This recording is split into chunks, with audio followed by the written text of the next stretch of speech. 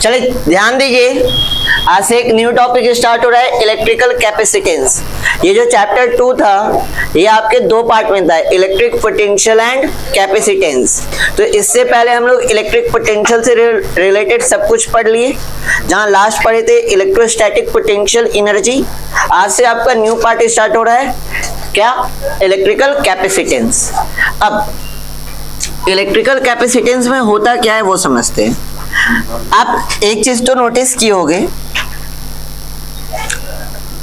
कि जब फैन को स्टार्ट किया जाता है तो फैन को स्टार्ट करने के टाइम जो करंट चाहिए फैन को वो बहुत ज्यादा चाहिए।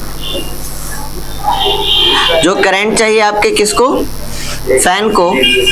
वो स्टार्टिंग में क्या चाहिए? बहुत ज्यादा। हाँ, स्टार्टिंग में क्या चाहिए आपको? बहुत सारे करंट चाहिए। जनरली हमारे जो सर्किट है, डोमेस्टिक सर्किट है, उसमें दो टाइप का आपका होता है। एक होता है आपका 5 एम्पियर वाला वायरिंग और दूसरा होता है किसका? 15 एम्पियर वाला वायरिंग। ठीक है, 5 एम्पियर से फैन, लाइट ये सब कनेक्टेड होता है। 15 एम्पियर से एसी, रेफ्रिजरेटर, मोटर वगैरह आपका कनेक्शन होता है। लेकिन स्टार्टिंग जब फैन को करना होता है तो फैन जब स्टार्टिंग होता है तो इसको कम से कम जो करंट चाहिए वो 30 एम्पियर का करंट चाहिए। लेकिन ये किससे कनेक्टेड होता है? 5 एम्पियर वाले से। तो स्टार्टिंग में जो उसको झटका चाहिए घूमने के लिए, तो उस करंट को देने के लिए आपके फैन में एक आपका डिवाइस लगा होता है। उस डिवाइस को हम लोग कहते हैं कैपेसिटर। उस डिवाइस को क्या कहते हैं? कैपेसिटर। हाँ, अगर ये आपका खराब हो जाएगा तो पंखा आपका स्टार्ट नहीं होगा, तो फिर उसको स्टार्ट करने के लिए आपको डंडा से हिलाना होगा। जैसे कि ट्रेन पे जाते हैं पेन से हिलाते हैं, है ना, तो फैन घूमना स्टार्ट हो जाता है। क्यों? क्योंकि उसका कैपेसिटर क्या है? खराब है। तो कैपेसिटर एक डिवाइस है जो अपने अंदर क्या करता है? चार्ज को स्टोर करके रखता है। कैपेसिटर क्या है? एक डिवाइस है जो अपने अंदर क्या स्टोर करके रखता है? चार्ज। और फिजिक्स में उस प्रॉपर्टी को हम लोग क्या कहते हैं? Electrical capacitance. मतलब कोई भी ऑब्जेक्ट जो अपने अंदर चार्ज को स्टोर करके रखता है, मतलब ऑब्जेक्ट की एक ऐसी एबिलिटी जिसके कारण वो क्या करता है? चार्ज को क्या करके रखता है? अपने अंदर स्टोर करके रखता है। उस एबिलिटी को ही हम लोग क्या कहते हैं? Electrical capacitance. क्लियर है? कैपेसिटेंस से तो नाम ही से क्लियर हो रहा है कि कैपेसिटी होनी चाहिए किसकी? चार्ज को स्टोर करने की। और यहाँ भी हमारा चार्ज अभी भी क्या में रहेगा? रेस्ट में, क्योंकि ये फर्स्ट यूनिट का ही पार्ट है ना। इलेक्ट्रोस्टैटिक्स हम लोग पढ़े थे कि चार्ज हमेशा में क्या में रहेगा? रेस्ट में। इसके बाद वाला जो यूनिट स्टार्ट होगा, मतलब इस चैप्टर के बाद जो यूनिट स्टार्ट होगा इलेक्ट्रिक करंट, उसमें आपका चार्ज क्या में आ जाएगा? मोशन में। अभी फिलहाल चार्ज अभी भी क्या में है? रेस्ट में। तो जो भी ऑब्जेक्ट आपका, मतलब ऑब्जेक्ट की एक ऐसी प्रॉपर्टी जिसके कारण वो चार्ज को क्या करता है? अपने अंदर स्टोर करके रखता है, तो उस एबिलिटी को ही हम लोग क्या कहते हैं? Electrical capacitance. टॉपिक बनाइएगा नीचे, इलेक्ट्रिकल कैपेसिटेंस लिख के डाल दीजिए नीचे। टॉपिक बनाइए इलेक्ट्रिकल कैपेसिटेंस। हाँ, लिखिएगा the measure of the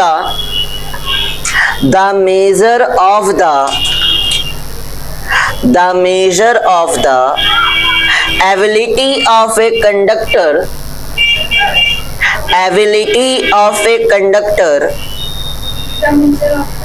the measure of the ability of a conductor to store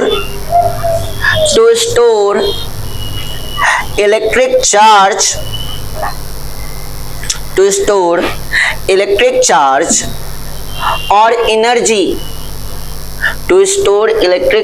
or energy, is known as electrical capacitance,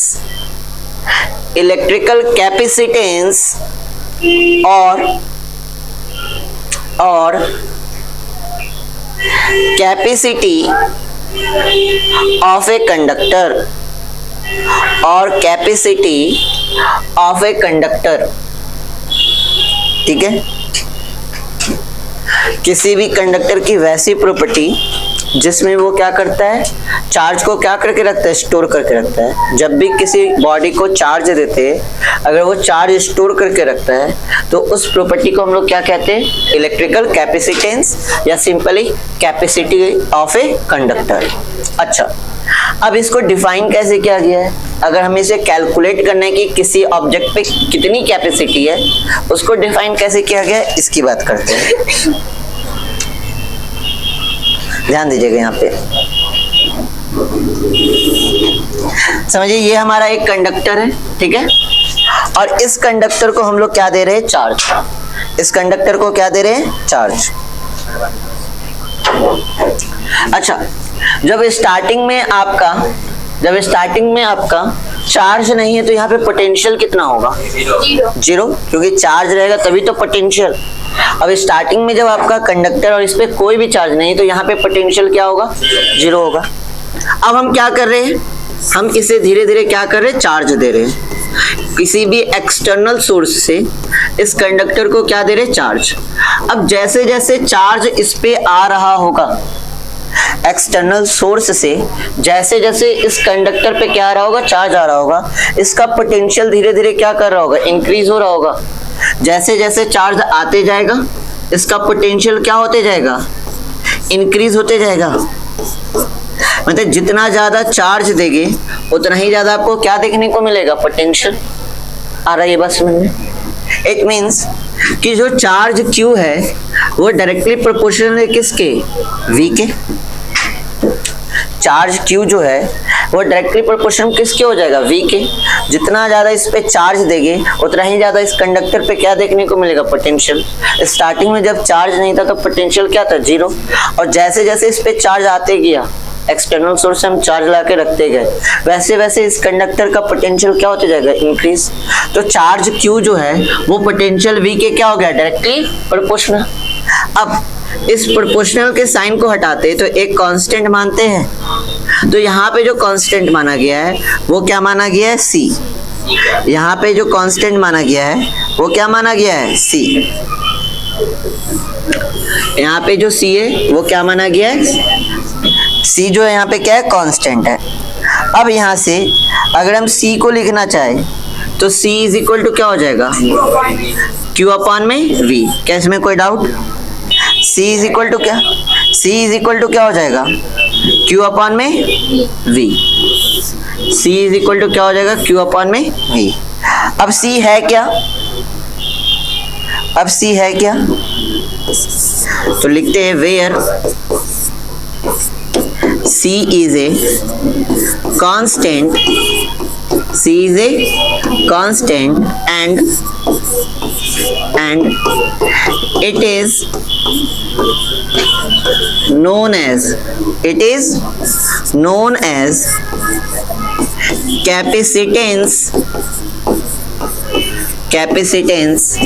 of a conductor. It is known as capacitance of a conductor. C क्या है, आपका capacitance है इस conductor का, ठीक है। इतना बात आया समझ में? नीचे पॉइंट बना के लिखिएगा। यहाँ पे तो हॉलो ही लिया, तभी तो बाहर है, कुछ भी हो सकता है, हम बस चार्ज दे रहे हैं। रेजिस्टेंस भी रहता है क्या कैपेसिटर में, जो मतलब चार्ज को रोकता है? नहीं, कंडक्टर रेजिस्टेंस तो कंडक्टर का प्रॉपर्टी हर कंडक्टर में मौजूद होता है, वो पड़ेगी इलेक्ट्रिक करंट में। कंडक्टेंस जो होता है वो क्या होता है, और कंडक्टर और कंडक्टेंस में अंतर क्या होता है? कंडक्टर का प्रॉपर्टी होता है कंडक्टेंस, रेजिस्टेंस का अपोजिट होता है कंडक्टेंस। हाँ, ये भी कंडक्टर की एक प्रॉपर्टी, मतलब कंडक्टर का प्रॉपर्टी। हाँ, कंडक्टेंस रेजिस्टेंस का अपोजिट, ये पढ़ेंगे हम लोग इलेक्ट्रिक करंट में। पहले लिखना है, पॉइंट बना के लिखेंगे। When some charge is, when point बना के लिखिए, ये अभी नहीं। When some charge is given to a conductor, when some charge is given to a conductor,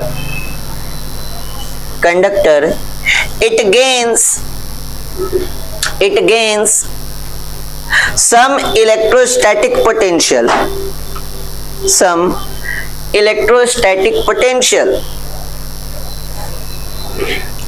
electrostatic potential. More is the charge on a conductor. More is the charge on a conductor. Higher is the potential of the conductor. Higher is the potential of the conductor. अब ये note कीजिए. हाँ,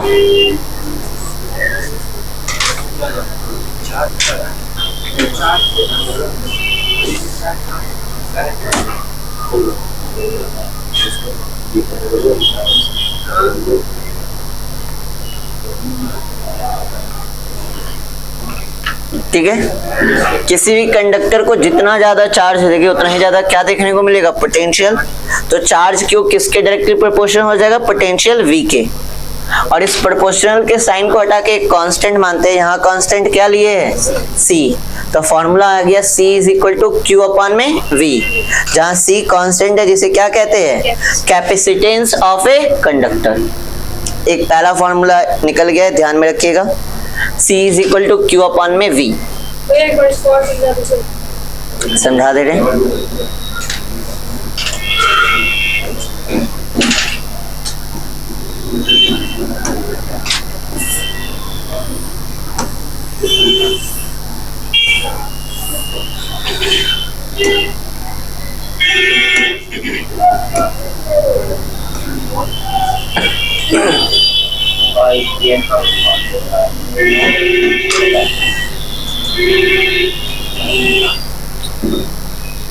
हो गया, note कर लिए.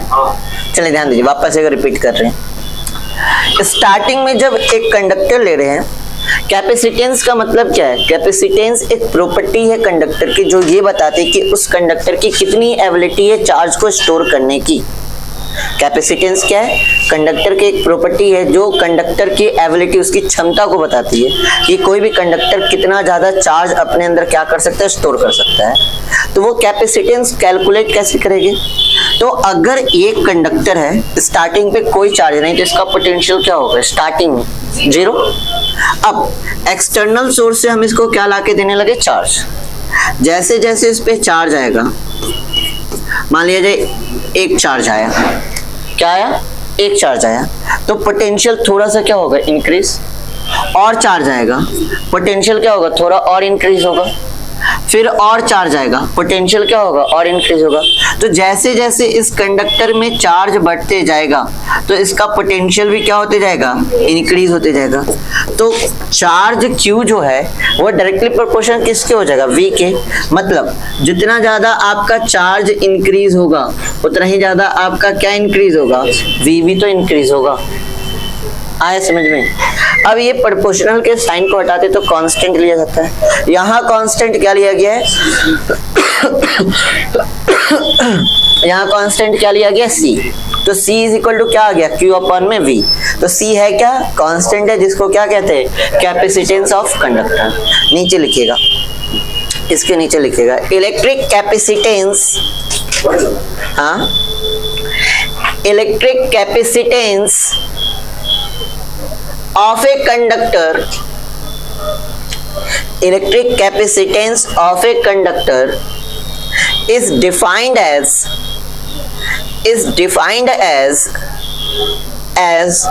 the charge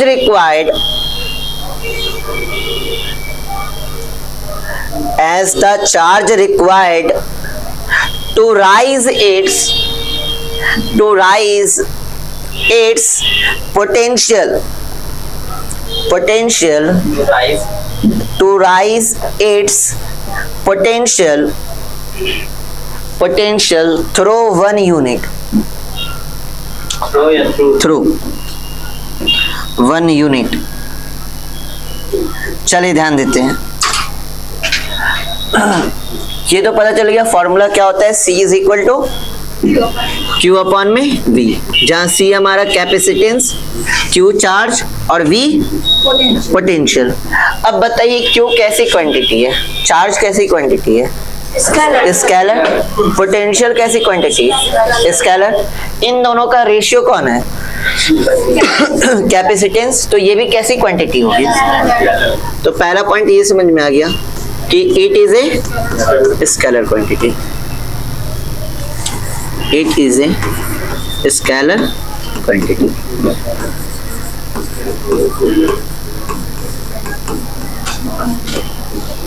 अगला point,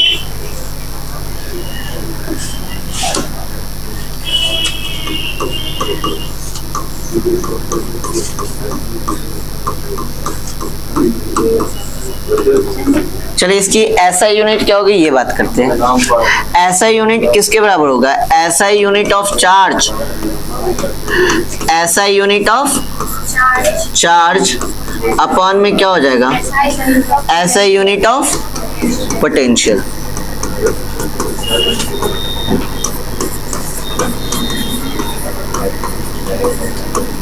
ऐसा यूनिट ऑफ चार्ज क्या होता है? कूलम। और ऐसा यूनिट ऑफ पोटेंशियल वोल्ट। तो क्या हो जाएगा? Coulomb per volt. क्या हो जाएगा? Coulomb per volt. या इसको क्या लिख सकते हैं? कूलम वोल्ट इनवर्स, या इसके बराबर होता है फैराड। फैराड पढ़े थे ना फैराड एक बार और? नहीं। हाँ, इसका एक यूनिट क्या होता है? फैराड भी होता है। हाँ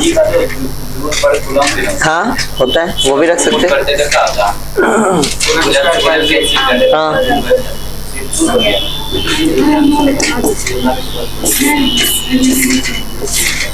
इसका यूनिट होता है आपका, ये ऊपर चल जाएगा, कूलम स्क्वायर पर जूल। हाँ अगर ऐसा आएगा इस टर्म में तो आप कर सकते हैं। अच्छा एक चीज और, एक चीज और क्या होगा?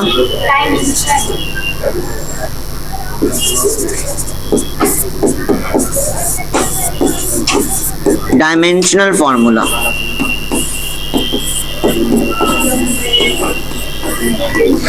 डिफाइंड कैसे? C इज इक्वल टू क्या है? Q अपॉन में V। Q क्या है? चार्ज, और चार्ज का डायमेंशन क्या होता है? 80। और वोल्ट पोटेंशियल का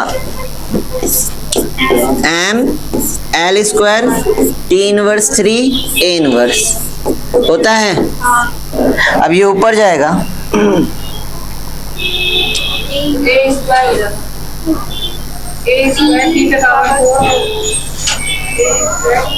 ये जब ऊपर जाएगा तो हो जाएगा M inverse L inverse 2 T पे पावर 4 A पे पावर 2। ये कैपेसिटेंस का क्या हो गया? डायमेंशन। तो तीन चीज को ध्यान में रखना है। किस टाइप की क्वांटिटी है? स्केलर। यूनिट क्या है? फैराड। और आपका डायमेंशन क्या है? M inverse L inverse 2 T पे पावर 4 A पे पावर 2। नोट कीजिए तीनों पॉइंट।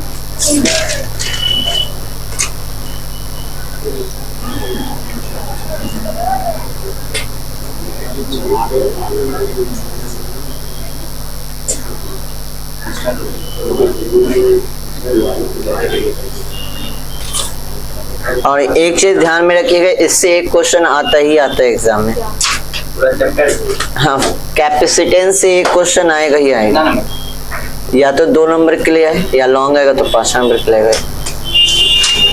इससे एक क्वेश्चन रहेगा ही रहेगा, इस चीज का ध्यान रखिएगा।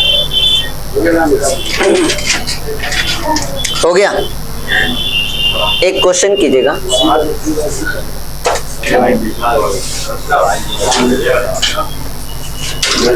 क्वेश्चन लिखे, define 1 farad. Define 1 farad. Farad, Faraday तो साइंटिस्ट का नाम, फैराड अलग है, फैराडे अलग है। हाँ फैराडे लॉ हम लोग पढ़ेंगे। डिफाइन 1 फैराड हो गया, लिखिएगा, आंसर कीजिए। Capacitance of conductor is, capacitance of conductor is said to be 1 farad, said to be 1 farad if 1 coulomb of charge is required to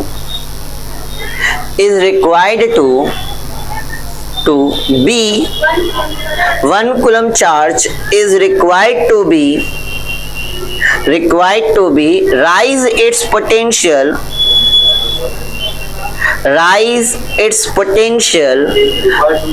required to be rise its potential 1 volt, its potential 1 volt। अब 1 volt कब कहलाएगा समझते हैं। अगर किसी conductor को, ध्यान दीजिएगा, अगर किसी कंडक्टर को, यदि किसी कंडक्टर को 1 कूलम चार्ज देने पर, कितना चार्ज देने पर, यहाँ ध्यान दीजिए, अगर किसी कंडक्टर को 1 कूलम चार्ज देने पर इसका पोटेंशियल जो राइज कर जाता है, अगर 1 वोल्ट से राइज कर जाए तो इस कंडक्टर का जो कैपेसिटेंस होगा वो कितना होगा, 1 फैराड। आया समझ में। किसी भी कंडक्टर को अगर 1 कूलम के चार्ज देने पर इस कंडक्टर का पोटेंशियल कितना राइज हो जाए, 1 वोल्ट राइज हो जाए, तो ये जो कंडक्टर का कैपेसिटेंस होगा वो कितना होगा, 1 फैराड। क्लियर है ये। तो 1 फैराड इज इक्वल टू होगा 1 कूलम अपॉन में 1 वोल्ट। लिख लीजिए ये नीचे वाला, नहीं नीचे वाला सिर्फ। किसी भी कंडक्टर को अगर 1 कूलम चार्ज दिया जा रहा है और 1 कूलम चार्ज देने पर उसके पोटेंशियल में कितना इंक्रीज कर जाए, 1 वोल्ट इंक्रीज कर जाए, तो उस कंडक्टर का जो कैपेसिटेंस होगा वो कितना होगा, 1 फैराड। क्लियर है। चलिए यहाँ तक क्लियर हो गया। क्वेश्चन करेंगे, क्वेश्चन नोट डाउन कीजिए। How much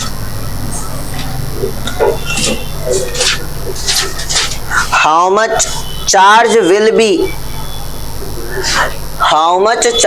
will be appear on the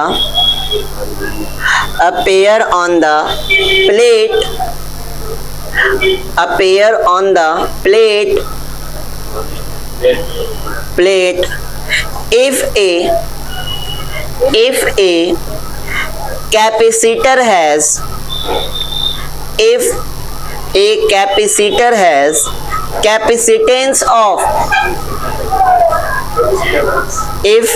capacitor has capacitance of 177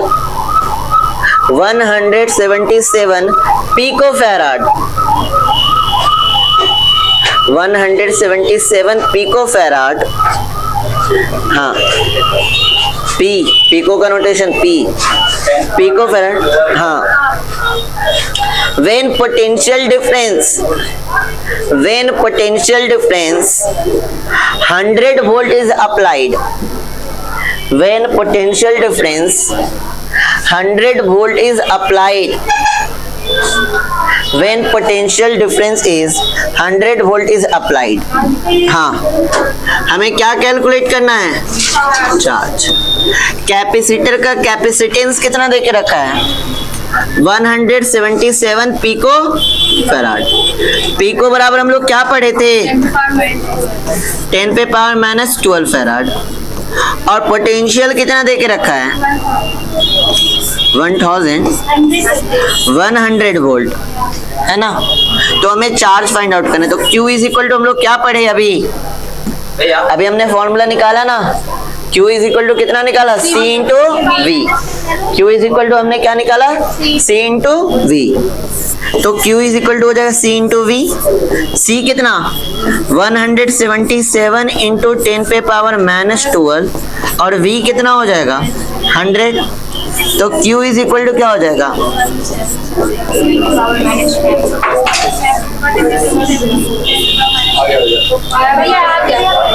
आ गया तो ना, सॉरी यहाँ यूनिट होगा कूलम, चार्ज है ना, चार्ज का यूनिट कूलम।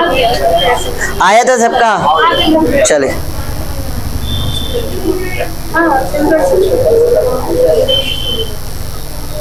आया पहला क्वेश्चन समझ में? बहुत बेसिक सा क्वेश्चन था।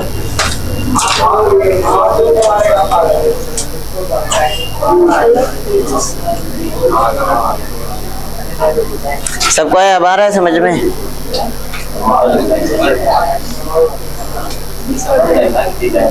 आगे एक क्वेश्चन और करेंगे, हो गया?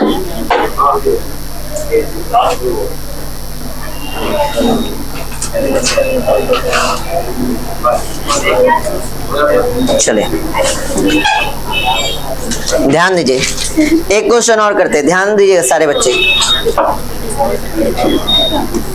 चलिए, एक कंडक्टर है जिसका स्टार्टिंग में जो पोटेंशियल है वो पोटेंशियल है आपका 10 वोल्ट। स्टार्टिंग में कितना पोटेंशियल है? 10 वोल्ट। अब इस कंडक्टर को आपका चार्ज दिया जा रहा है, इस कंडक्टर को चार्ज दिया जा रहा है। कितने का चार्ज दिया जा रहा है? 6 माइक्रोकूलम का चार्ज। कितने का दिया जा रहा है? 6 माइक्रोकूलम का। जैसे 6 माइक्रोकूलम का चार्ज दिया गया ना, इसका पोटेंशियल इंक्रीज कर गया 10 वोल्ट से। अब जो पोटेंशियल हो गया वो कितना हो गया आपका? 40 वोल्ट। तो बताइए इस कंडक्टर का कैपेसिटेंस कितना होगा? पहले इसका निकाल करके उसका निकाल के माइनस कर सोचिए। कैपेसिटेंस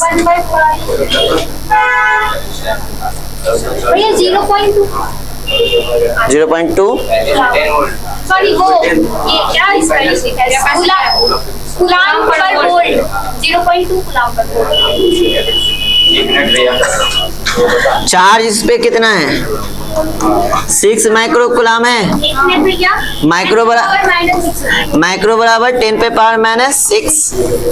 और हम क्या भी पढ़े, कैपेसिटेंस का जो डेफिनेशन पढ़े कि चार्ज देने पे जितना आपका पोटेंशियल इंक्रीज हो जाता है, तो चार्ज और पोटेंशियल का रेशियो ही क्या होता है? Capacitance.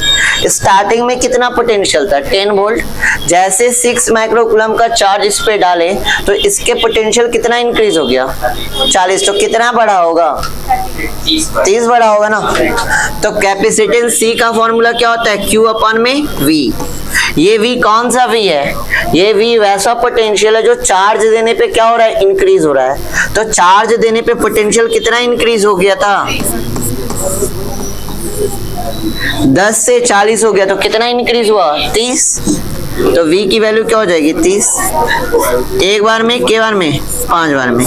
C is equal to क्या हो जाएगा? 0.2 इंटू 10 पे पावर 6 फेराड, या इसको सिंपली लिख सकते हैं 0.2 माइक्रो फेराड। 10 पे पावर -6 का हो गया माइक्रो। ले जाए फिर से समझाइए ना। पहले आप कैपेसिटेंस का डेफिनेशन पढ़िए तब समझाएंगे। सेकेंड पॉइंट जो लिखा है उसको पढ़िए। When some charge is given to a conductor, it gains some electrostatic potential. More is the charge on the conductor, higher is the potential of the conductor. मतलब जितना चार्ज देंगे उतना पोटेंशियल आपका क्या होगा? इंक्रीज होगा। स्टार्टिंग में conductor का पोटेंशियल कितना था? 10 वोल्ट। हमने कितना चार्ज दिया? 6 माइक्रोकूलम का। तब जाके पोटेंशियल इंक्रीज हो गया, कितना हो गया? 40 वोल्ट। तो कितना इंक्रीज किया होगा? 30। हाँ ऐसे होता है V2 में V1 कर D3 का मान। हाँ, तो वैसे भी निकल रहा है। हाँ, उसी से ना निकाले, डिफरेंस निकाले। अगर भैया ऐसे निकलता, दोनों का कैपेसिटेंस निकाल के माइनस कितने होता है? चलिए, अब एक क्वेश्चन आप लोग से पूछ रहे हैं, ध्यान दीजिएगा। अगर हम लोग, ध्यान दीजिए, चार्ज को आपका डबल कर देते हैं, चार्ज को आपका क्या कर देते हैं? डबल करते। ध्यान से आंसर कीजिएगा। चार्ज को डबल कर देते तो कैपेसिटेंस पे क्या इफेक्ट पड़ेगा? अगर हम चार्ज को डबल कर देते हैं तो कैपेसिटेंस पे क्या इफेक्ट पड़ेगा, ये बताइए। कैपेसिटेंस भी क्या हो जाएगा? डबल हो जाएगा। ठीक है, चलिए स्टार्टिंग में मान लेते हैं, स्टार्टिंग में चार्ज क्या था? Q। यहाँ ध्यान दीजिए, स्टार्टिंग में चार्ज कितना था Q, और मान लेते हैं स्टार्टिंग में पोटेंशियल क्या है V, तो कैपेसिटेंस क्या होगा Q अपॉन में V होगा ना। अब क्या बोल रहे हैं कि चार्ज को क्या कर रहे हैं हम लोग, डबल। चार्ज को क्या कर रहे हैं, डबल। चार्ज को क्या करे, डबल। तो हम अभी पढ़े कि Q डायरेक्टली प्रोपोर्शनल किसके है, V के। चार्ज को अगर डबल करे तो V भी क्या हो जाएगा, डबल होगा। तो अब नया वाला जो कैपेसिटेंस है C डैश, इसका फॉर्मूला क्या हो जाएगा, 2Q अपॉन में 2V। तो C डैश 2 से 2 कट गया, Q अपॉन V किसके बराबर है, C के बराबर है। अब बताइए कैपेसिटेंस पे क्या इफेक्ट पड़ा, कुछ भी नहीं। ऐसा इसलिए सर कि चार्ज और पोटेंशियल क्या है, डायरेक्टली प्रोपोर्शनल है। मतलब कैपेसिटेंस जो है आपका वो चार्ज और पोटेंशियल पे डिपेंड नहीं करता। जितना ज़्यादा आप चार्ज को बढ़ाइएगा उतना ही ज़्यादा पोटेंशियल भी तो बढ़ेगा, और लास्ट में कैंसिल आउट होके तो पहले जैसा ही कैपेसिटेंस मिलेगा। तो जब चार्ज को डबल करते हैं तो कैपेसिटेंस पे कोई भी इफेक्ट नहीं पड़ता है, क्योंकि चार्ज को डबल किया तो पोटेंशियल भी क्या हो गया होगा, डबल, और फिर से तो कैंसिल हो जाएगा। आए बात समझ में, नोट कीजिए। अब चार्ज और पोटेंशियल पे कैपेसिटेंस डिपेंड नहीं करता, तो क्वेश्चन उठता है कि किस चीज पे डिपेंड करता है, भैया उसकी बात करेंगे। कैपेसिटेंस डबल रहता तो फिर वोल्ट क्या, मतलब पोटेंशियल डिफरेंस क्या होता, देख लेंगे। इसको नोट कीजिए।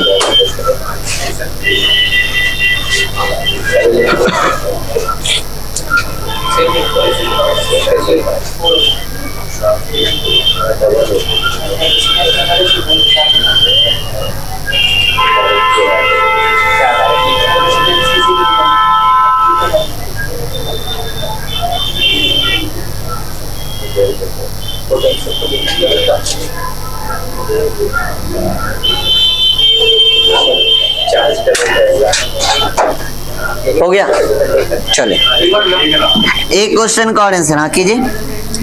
एक क्वेश्चन का और आंसर कीजिएगा आप लोग।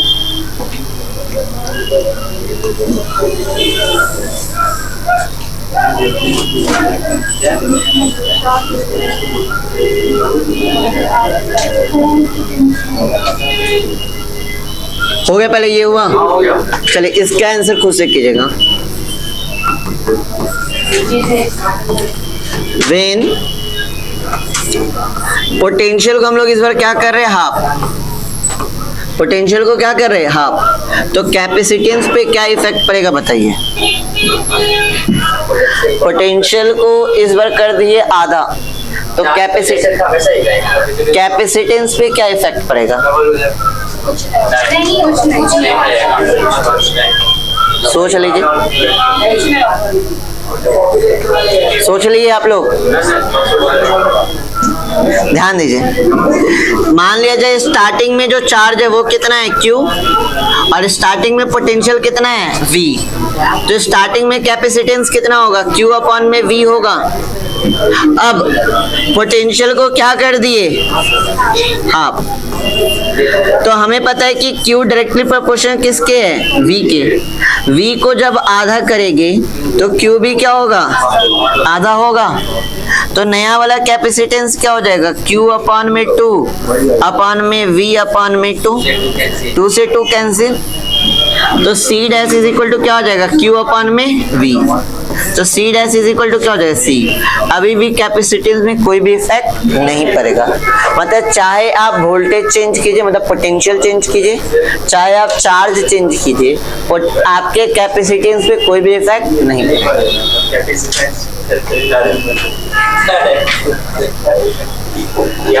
सिंपल कहने का मतलब कि कैपेसिटेंस आपके चार्ज और वोल्टेज पे डिपेंड नहीं करता। ये डिपेंड करता है, वो अभी बताइए किन चीजों पे डिपेंड कर रहा है, बट आपके चार्ज और वोल्टेज पे तो डिपेंड नहीं कर रहा है। चार्ज और पोटेंशियल पे, हाँ सॉरी।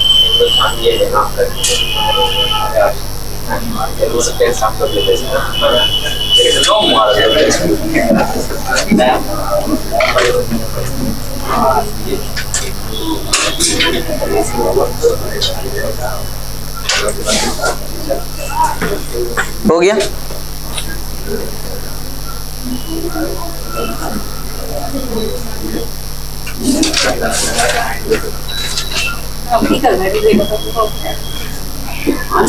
नहीं हुआ था? जल्दी कीजिए।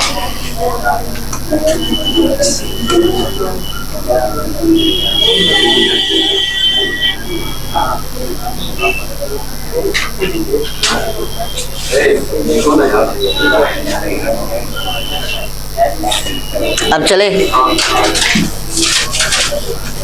चले हेडिंग लगाइए। अब यहाँ से आपका डेरिवेशन स्टार्ट हो रहा है। हाँ, डिड्यूस ए रिलेशन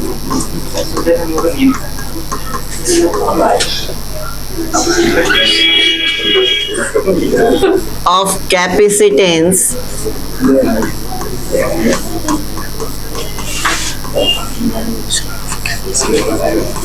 of भैया रिलेशन का सही करेंगे।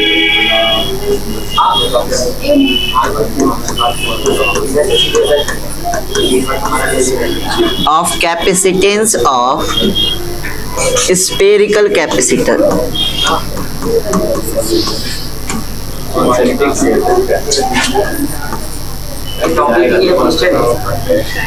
क्वेश्चन बना लीजिए। Spherical conductor. हाँ, डिड्यूस ए रिलेशन 4 कीजिएगा। 4 capacitance of spherical conductor। Deduce a relation for capacitance of spherical conductor। ये पहला डेरिवेशन है इस चैप्टर का। हालांकि इस चैप्टर में आने वाले क्लास में थोड़ा सा डेरिवेशन कॉम्प्लेक्स होगा। हाँ, इलेक्ट्रिकल कैपेसिटेंस का ना पहला डेरिवेशन हुआ। चैप्टर का तो बहुत सारा हो चुका है। आप चैप्टर पूरा चले लिखिएगा, नीचे लिखिएगा। हो गया, बन गया question. Deduce a relation for capacitance of spherical conductor, मतलब उसका ये फॉर्मूला फाइंड आउट करना, ऐसा कुछ लिखिए। Consider a spherical conductor. Consider a spherical conductor of radius r, capital। Consider a spherical conductor of radius r in free space। In free space, let a charge q be, let a charge q be given to the sphere।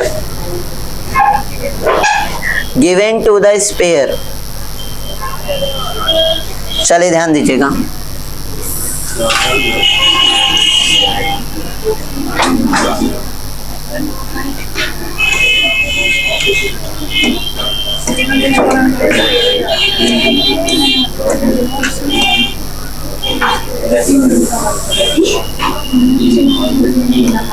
ध्यान दीजिए, एक sphere है जिसका radius क्या है r, और इस पे कितना चार्ज रखा गया है q।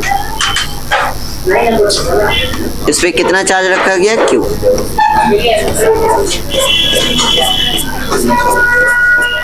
इस स्फेरिकल कंडक्टर का हमें क्या फाइंड आउट करना है? कैपेसिटेंस। इस स्फेरिकल कंडक्टर का हमें क्या फाइंड आउट करना है? कैपेसिटेंस। ड्रॉ कीजिए, ड्रॉ कीजिए।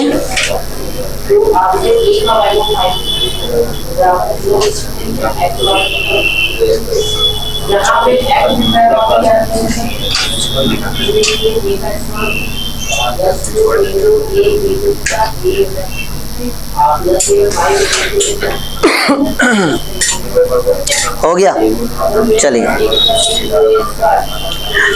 नीचे लिखिएगा पोटेंशियल। हाँ, potential at any point, potential at any point on the surface of the sphere,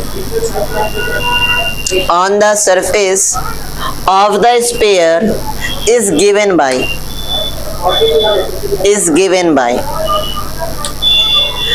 ध्यान दीजिए, एक आपका स्फीयर है जिसका रेडियस क्या है r और इस पे कितना चार्ज रखे q। तो इसके सरफेस के किसी भी पॉइंट पे, इसके सरफेस के किसी भी पॉइंट पे अगर हम लोग पोटेंशियल फाइंड आउट करें तो पोटेंशियल कितना होगा, v इज इक्वल टू, निकाले थे ना, v इज इक्वल टू के क्यू अपॉन में कैपिटल R। सरफेस पे निकाले थे ना पोटेंशियल, याद है ना।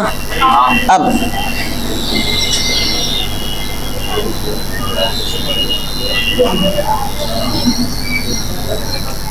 we know that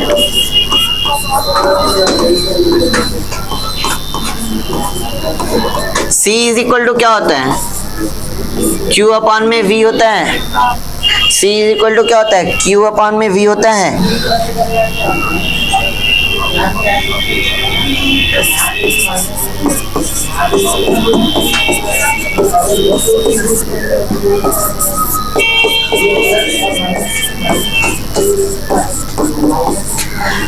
अब स्पेयर का कैपेसिटेंस क्या हो जाएगा, C Q अपॉन में V क्या है, पोटेंशियल, और इस स्पेयर के किसी भी पॉइंट पे पोटेंशियल कितना होता है, के क्यू अपॉन में R।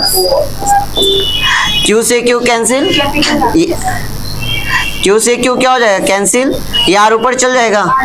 तो C इज इक्वल टू क्या हो जाएगा, R अपॉन में K। C is equal to क्या हो जाएगा, R अपॉन में K। इसमें कोई doubt, C is equal to क्या हो गया, R अपॉन में K। ध्यान दीजिएगा। और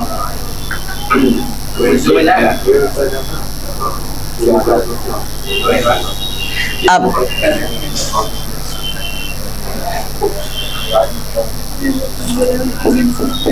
K इज इक्वल टू क्या पढ़े हैं, 1/4 पाई एप्सिलॉन नॉट पढ़े हैं। तो C is equal to R, 1 upon में K की वैल्यू रखे 4 पाई एप्सिलॉन नॉट होगा, ये ऊपर चल जाएगा। तो C इज इक्वल टू हो जाएगा 4 pi epsilon naught into R।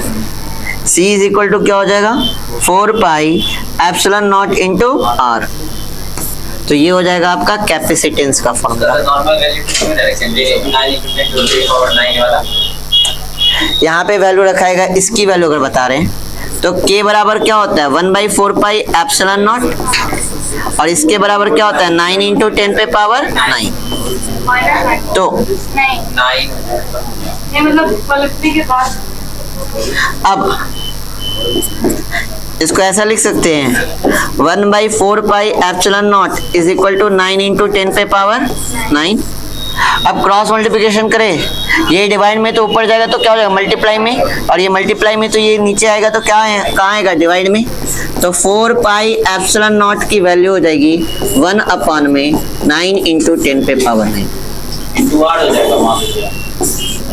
हाँ, तो वही 1/9 इंटू 10 पावर 9 बार लिख सकते हैं यहाँ पे। हाँ, हो सकता है। हाँ, तो ये होता है आपका किसका कैपेसिटेंस, स्फेरिकल कंडक्टर का कैपेसिटेंस कितना होता है, C is equal to 4 pi epsilon naught into R। अब यहाँ पे ध्यान दीजिए, C is equal to 4 pi epsilon naught में आपका 4 पाई एप्सिलॉन नॉट तो कांस्टेंट है ना, तो C किसके प्रोपोर्शनल हो गया, R के। तो C किस पे डिपेंड करता है, R पे, रेडियस पे। स्फेरिकल कंडक्टर के किस पे डिपेंड करता है, रेडियस पे। आया बात समझ में, नोट कीजिए। हाँ, ये K की वैल्यू होती है 1/4 पाई एप्सिलॉन नॉट, और इसके बराबर क्या होता है, 9 इंटू 10 पे पावर 9। तो 1/4 पाई एप्सिलॉन नॉट बराबर लिख सकते हैं 9 इंटू 10 पे पावर 9। ये इधर इंटू में इधर आएगा तो डिवाइड में जाएगा, तो हो जाएगा आपका 1 अपॉन में 9 इंटू 10 पे पावर 9, और ये डिवाइड में इधर आएगा तो मल्टीप्लाई में हो जाएगा। तो 4 पाई एप्सिलॉन नॉट की वैल्यू क्या हो जाएगी, ये हो जाएगी। नोट कीजिए। तो अगर x माइनस 2 को पूरा मल्टीप्लाई करेंगे x इसका फिर x ये 3x हो गया और माइनस का डेल्टा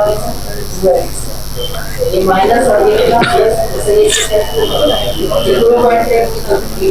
वाह प्लस 15x हो जाएगा और माइनस का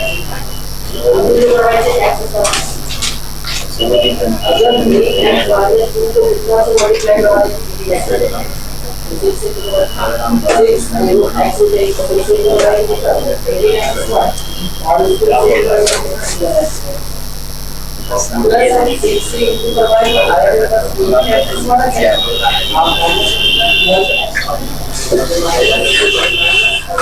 बड़े आ गए।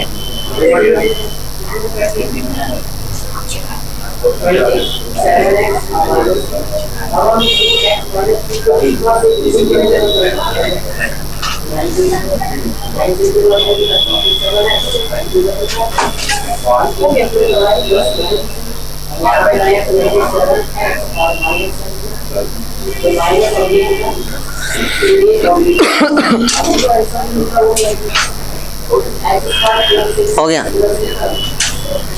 आगे बढ़े। ध्यान दीजिए, स्पेरिकल कैपेसिटेंस के लिए, स्पेरिकल कंडक्टर के लिए जो हमने कैपेसिटेंस निकाला वो क्या निकाला, C is equal to R upon में K। या तो ऐसे लिख सकते हैं या क्या लिख सकते हैं, C is equal to 4 pi epsilon naught into R। ये दो तरीका है क्या लिखने का, किसके लिए, स्पेरिकल कंडक्टर के कैपेसिटेंस के लिए। अच्छा, जब हम फर्स्ट चैप्टर पढ़ रहे थे तो पढ़े थे एप्सिलॉन m, और एप्सिलॉन m बराबर क्या पढ़े थे, epsilon naught into epsilon r। अभी हमने अपने स्पेयर को कहाँ रखा था, फ्री स्पेस में रखे थे, वहां पे लिखा थे ना कि कहाँ आपका प्लेस्ड है, फ्री स्पेस में। अगर मीडियम में रखेंगे तो उस मीडियम का कैपेसिटेंस होगा 4 पाई एप्सिलॉन नॉट की जगह क्या देंगे, एप्सिलॉन m इंटू r। और एप्सिलॉन m बराबर क्या होता है, epsilon naught into epsilon r होता है। ये कैपेसिटेंस क्या हो गया, ये जो आपका कैपेसिटेंस हो गया ये किसका हो गया, आपका मीडियम का। अब अगर इनका रेशियो निकाले, किनका, वैक्यूम और मीडियम का, वैक्यूम और मीडियम का, तो वैक्यूम में कितना है 4 pi epsilon naught into r, और मीडियम में कितना है 4 pi epsilon m into epsilon r, into में क्या हो जाएगा r, सॉरी यहाँ पे एप्सिलॉन नॉट है ना।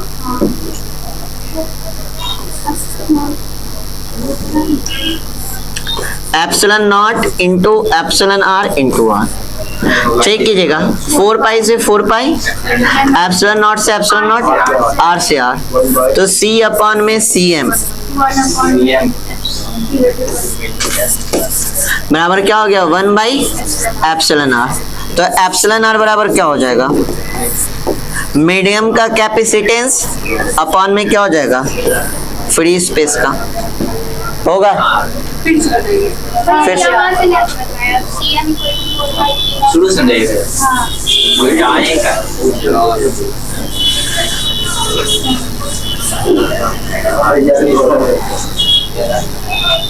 चलिए ध्यान दीजिए, यहाँ तक क्लियर है। ये किसका है, फ्री स्पेस का है।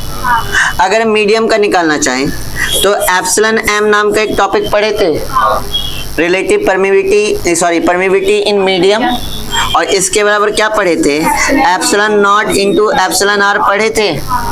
अगर हम मीडियम का कैपेसिटेंस लिखना चाहते हैं, वो जो हमारा स्पेरिकल कंडक्टर वो किसी मीडियम में है, तो इस मीडियम का कैपेसिटेंस कितना होगा, 4 pi epsilon m into r होगा मीडियम का परमिविटी। और मीडियम का परमिविटी एप्सिलॉन m बराबर क्या होता है, epsilon naught into epsilon r into क्या हो जाएगा r। अब अगर मीडियम में रखेंगे तो मीडियम का ही ना परमिविटी लेंगे, वही तो है मीडियम की परमिटिविटी। यहाँ पे एप्सिलॉन नॉट क्या बता रहा है, फ्री स्पेस का, और एप्सिलॉन एम क्या बताएगा, मीडियम का, जो भी मीडियम में रखा हो। क्वेश्चन में दिया रहेगा कि इस मीडियम का है। अब अगर इनका रेशियो निकाले, किनका रेशियो निकाले, वैक्यूम का और मीडियम का, तो वैक्यूम का कितना होता है 4 pi epsilon naught into R, और मीडियम का क्या होता है 4 pi epsilon naught into epsilon R into R. अब 4 पाई से 4 पाई कैंसिल, एप्सिलॉन नॉट से एप्सिलॉन नॉट, आर से आर कैंसिल, सी अपॉन में सी एम बराबर क्या हो जाएगा 1 अपॉन में एप्सिलॉन आर हो जाएगा। तो यहाँ से अगर हम लोग एप्सिलॉन आर को निकाले तो क्या हो जाएगा सी एम अपॉन में सी। आए समझ में, नोट कीजिए। रिलेटिव परमिटिविटी बराबर क्या हो जाएगा, मीडियम का कैपेसिटेंस अपॉन में क्या हो जाएगा फ्री स्पेस का कैपेसिटेंस।